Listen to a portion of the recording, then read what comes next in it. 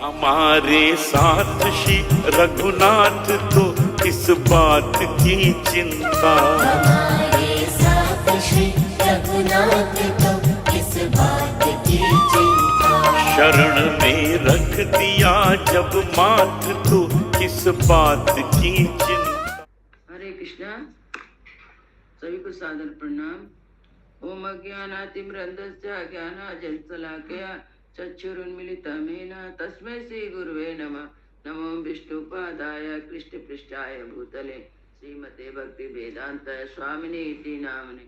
नमस्ते सरस्वते देवी गौरवाणी प्रचारिणे निर्विशेष शून्यवादी पाश्चात्य सतारिणे। हे कृष्ण करुणा सिंधु दीन बंधु जगतपते गोपेश गोपिका कांता राधा कांता नमस्ते। तप्त कांचन गौरांगी राधे वृंदावनेश्वरी विश्वानुसुते देवी प्रणमामि हरिप्रिये। हरे कृष्णा कृष्णा कृष्णा हरे हरे, हरे राम राम राम हरे हरे। श्रीला प्रभुपाद की जय। रामं लक्ष्मण पूर्वजं रघुवरं सीतापति सुंदरम काकुत्स्थं करुणामयं गुणनिधिं विप्रप्रियं धार्मिकं राजेन्द्रं सत्यसंधं दशरथतनयं श्यामलं शान्तमूर्ति वन्दे लोकाभिरामं रघुकुलतिलकं राघवं रावणारिं। दक्षिणे लक्ष्मणो धन्वे वामतो जानकी शुभापुरतो मारुति यस्या तं नमामि रघुत्तमम्। रामाय रामचंद्राय रामभद्राय वेदसे रघुनाथाय नाथाय श्री सीताय पते नमः। सियावर रामचंद्र की जय, पवन सुत हनुमान की जय, वाल्मीकि रामायण की जय, वाल्मीकि मुनि की जय। आज 63वां अध्याय का पाठ करेंगे। 62वां अध्याय में था कि प्रसंग था कि अम्बरीश राजा अम्बरीश सुना सेब को लेके पुष्कर तीर्थ में आए, वहाँ पे विश्राम करने लगे और वहीं पे विश्वामित्र भी आया। विश्वामित्र मुनि तपस्या भी कर रहे थे, तो उनको देख के जो सुना सेब था उनके पास आता है और कहता है कि मेरी रक्षा कीजिए, न तो मेरी माता है न मेरे पिता है, भाई बंधु कहाँ से रहेंगे और मैं असहाय हूँ, आप धर्म के द्वारा मेरी रक्षा कीजिए। उसकी आवाज़ सुनकर कि अम्बरीश राजा अम्बरीश का यज्ञ भी पूरा हो जाए और मुझे मेरा वध भी ना हो, मैं दीर्घायु हूँ, ऐसा उसने प्रार्थना किया विश्वामित्र से। तब विश्वामित्र बोले ठीक है। अपने पुत्र जो थे उनके, तो उनको पुत्रों को बुला के कहते हैं कि तुम इस बालक का रक्षा करो और इस अपना जीवन दे के भी तुमको रक्षा करना पड़े तो इसका करो। तो सब बालक गुस्सा हो जाते हैं, बोलते हैं कि आप अपने पुत्रों को त्याग कर दूसरे के पुत्र की रक्षा कैसे कर सकते हैं, और यह दूसरे की यह कैसे हो सकता है, हम लोग नहीं करेंगे। वो लोग नकार देते, वो लोग नहीं बोलते हम लोग नहीं करेंगे। पुत्रों के यह कथन सुनकर मुनिवर विश्वामित्र नेत्र क्रोध से लाल हो गए और इस प्रकार कहने लगे, तुम लोगों ने मेरी आज्ञा का उल्लंघन किया है। जिस प्रकार विश्वामित्र के पुत्र को मैंने श्राप दिया था, उसी तरह तुम लोग भी कुत्ते का मांस खाने वाला मुष्टिक जाति में जन्म लेके 1000 वर्ष तक रहो। ऐसा श्राप उन्होंने विश्वामित्र के पुत्रों को भी दिया था।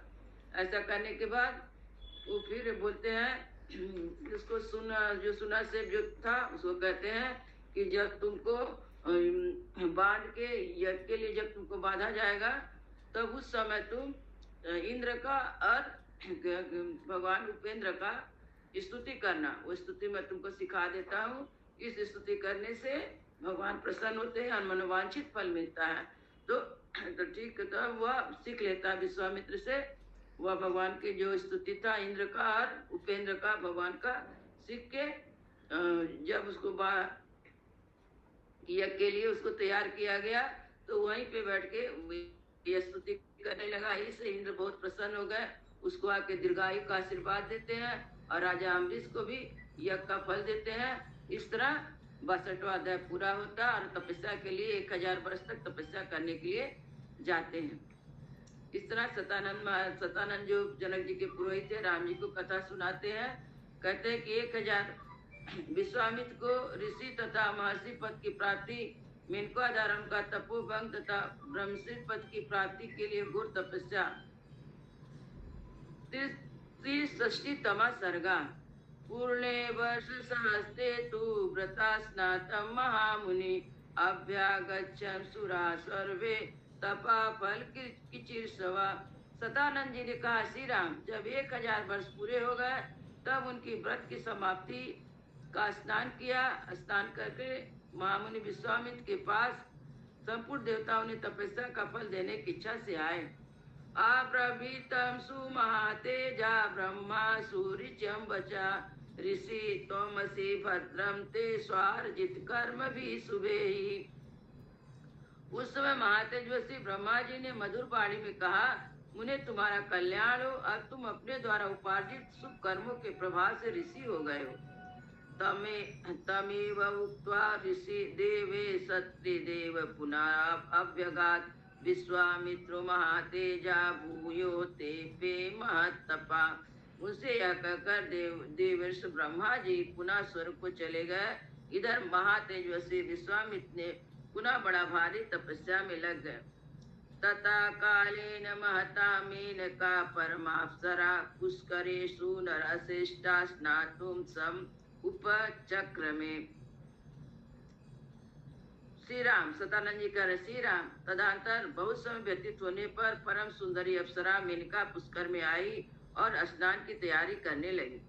ताम ददर्श महातेजा मेनकाम कुशिकात्मजा रूपेणा प्रतिमां तत्र विद्युत जलदे यथा। महातेजस्वी कुशिक नंदन विश्वामित्र ने वहाँ उस मेनका को देखा। उसके रूप और लावण्य की कहीं तुलना नहीं थी। जैसे बादल में बिजली चमकती हो, उसी प्रकार वह पुष्कर के जल में शोभा पा रही थी। कंदर्प दर्प वसको मुनितामिदम अब्रवीत अप्सरा स्वागतम ते अस्तु वसाचे ममास्मृमि। उसे देखकर विश्वामित्र मुनि काम के अधीन हो गए और उससे इस प्रकार बोले, अप्सरा, तेरा स्वागत है, तू मेरे आश्रम में निवास कर। अनुगृही स्वभद्रम ते मदने विमोहितम इत युक्ता स्वसा वरारोहा तत्वासा माथा करोत। तेरा भला हो, मैं काम से मोहित हो रहा हूँ, मुझ पर कृपा कर। उसके ऐसा कहने पर तुरंत कटित प्रदेश वाली मेनका वहाँ निवास करने लगी। तब सोहि महाविघ्नो विश्वामित्रम उपागमत तस्यां वसंत्यां वर्षाणि पंच च राघवा। विश्वामित्राश्रमे सौम्यं सुखेन व्यतिचक्रम। इस प्रकार तपस्या का बहुत बड़ा विघ्न विश्वामित्र के पास स्वयं उपस्थित हो गया। रघुनंदन, मेनका को विश्वामित्र के स्वयं आश्रम पर रहते हुए 10 वर्ष सुख से बीत गए। अतः काले गते तस्मिन् विश्वामित्रो महामुनि सव्रीडैव संवृत्तश्चिंता शोक परायण। समय बीत जाने पर महामुनि विश्वामित्र लज्जित से हो गए और चिंता शोक में डूब गए। बुद्धि मुन्ने समुत्पन्ना सामर्षा रघुनंदना सर्वसुराणाम कर्मेता तपोअपहरण महत्। रघुनंदन मुनि के मन में रोष पूर्वक यह विचार हुआ, यह सब देवताओं की करतूत है। उन्होंने हमारी तपस्या अपहरण करने के लिए महान प्रयास किया है। अहोरात्रे उपदेशेन गतां संवत्सरा दशा काम मोहाभिभूतस्य विघ्नोऽयं प्रत्युपासिता। मैं काम जनित मोह से ऐसे आक्रांत हो गया कि मेरे 10 वर्ष एक दिन रात के समान बीत गए। यह मेरी तपस्या में बड़ा भारी विघ्न उत्पन्न हो गया। सा निश्वासेन मुनिवर पश्चातापेन दुखिता। ऐसा विचार कर मुनिवर विश्वामित्र लंबी सांस खींचते हुए पश्चाताप से दुखित हो गए। भीतम अप्सराम दृष्ट्वा वेपन्ति प्राञ्जलि स्थिता मेनका मधुरे वाक्ये विसिज्य कुशकात्मजा उत्तरम पर्वतम रामा विश्वामित्रम जगामहा। उस समय मेनका अप्सर भयभीत हो थर थर कांपती हुई हाथ जोड़कर उनके सामने खड़ी हो गई। उसकी ओर देखकर कुशिक नंदन विश्वामित्र ने मधुर वचनों से उसे विदा कर दिया और स्वयं उत्तर हिमवान को चले गए। शाकित्वा नैष्टिकी बुद्धि जेतु कामो महायशाः कौशिकी तीरमासाद्या तपाते पे दुरादसम। वहाँ उन महायशस्वी मुनि ने निश्चयात्मक बुद्धि का आश्रय ले कामदेव को जीतने के लिए कौशिक की तट पर जाकर दुर्जय तपस्या आरंभ की। तस्या वर्ष सहस्राणि घोरे तपा उपासता उत्तरे पर्वते रामा देवता नाम भूत भयम। श्री राम, सतानंद जी बोलते श्री राम वहाँ उत्तर पर्वत पर 1000 वर्ष तक घोर तपस्या में लगे हुए विश्वामित्र देवताओं को बड़ा भय हुआ। आमंत्रणयन समागम्य सर्वे सर्षि गणासुरा महर्षि शब्दम लभताम साधवम कुशिकात्मजा। सब देवता ऋषि परस्पर मिलकर सलाह करने लगे कुशिक नंदन विश्वामित्र महर्षि की पदवी प्राप्त करे, यही उनके लिए उत्तम बात होगी।